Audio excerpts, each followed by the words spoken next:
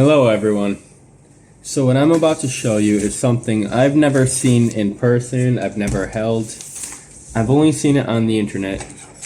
So when it comes to Game Boy, I was born in 1996, so my personal Game Boy was the Game Boy Advance. That was my first personal Game Boy. However, I do have fond memories playing my older brother's Game Boy Colors. And what I'm opening here is something I've never seen, I've never held, and so let's just get right into it.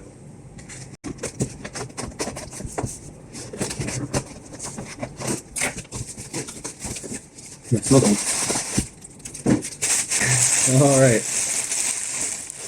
Oh my goodness. So this is the classic DMG Game Boy. They call it the Brick. And now I know why. I've never held one before. This is my first time to see one.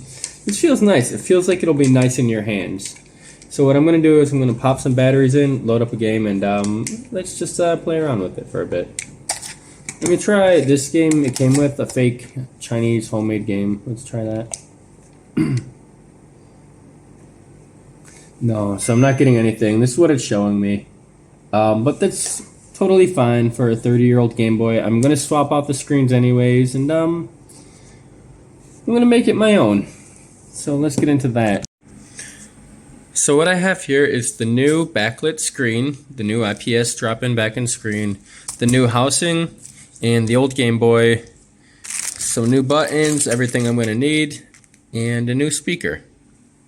Oh my god, guys, so I'm super embarrassed about this, but I was born in 1986, okay? My first Game Boy was a Game Boy Advance. I just talked to the seller, and he told me that there's this little contrast wheel here.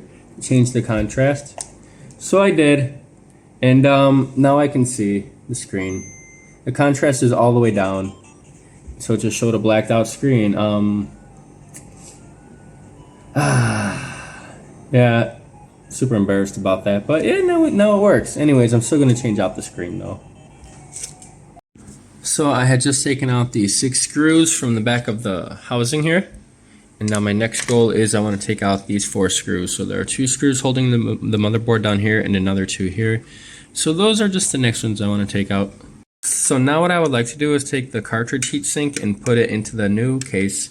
Just as I feel like the old materials, they work better, and just to prevent any kind of shorting that may occur. So I just like to keep it as original as possible. So I just put the battery sinks in, I have the screen adjusted, I have the new front cover installed, and now I'm going to put the screen into the front cover. So my next task is to unsolder these 2 white wires and replace them with these 2 so I could easily plug it into the new motherboard. So now I've got the newly soldered in speaker, connected it to the new motherboard, and we're almost finished. Okay, the moment of truth.